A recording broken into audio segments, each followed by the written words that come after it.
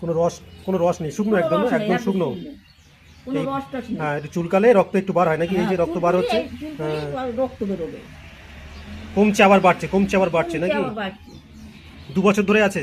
2 বছর ধরে আসছে। এর আগে তো মলম লাগিয়েছো নাকি অনেক রকম? হ্যাঁ, আমি সেই গেটের মুখে ডাক্তার দেখিয়েছিলাম, দেখিয়ে সেখানে ওষুধ পালা ইয়ে মেখে কিচ্ছু হয়নি, কোনো কাজ হচ্ছে না। কিছু কাজ হয়নি। এটা সোরিয়াসিস সমস্যা, বুঝলে? এটা ওষুধ লাগিয়ে যেতে হবে, এটা পুরোপুরি নির্মূল হয় না। ঠান্ডার সময় এগুলো বাড়ে, কি বললাম বুঝলে? এই ঠান্ডার সময় তো বেশি বেড়েছে, আমরা তো গরমকালে এত ছিল না। 2 বছর বেশি হবে না, 2 বছর মতো হবে, 2 ওই বছরই বছরের মতো। বেশি ছাড়া কম না। হ্যাঁ, আর এবার তোমার সুগার আছে তো, সুগারের জন্য এগুলো একটু স্বাস্থ্যের সমস্যা হচ্ছে। হুম।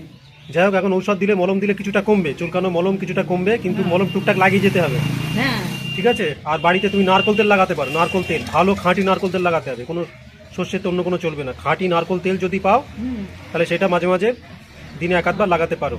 মাদিনা তেলের এখন আছে ওই যদি কোথাও থেকে জোগাড় করতে পারো, কারণ এখন এইসব বাজারে যেসব নারকোল তেল পাওয়া যায় তো, এগুলো সব সেন্ট মেশানো বিভিন্ন জিনিস মিশিয়ে হ্যাঁ করে তো। হ্যাঁ, সেন মেশানো তেল। হ্যাঁ, ওগুলো আবার ক্ষতি। শুদ্ধ নারকোল তেল একদম খাঁটি হলে, ঠিক আছে, তারে কোনো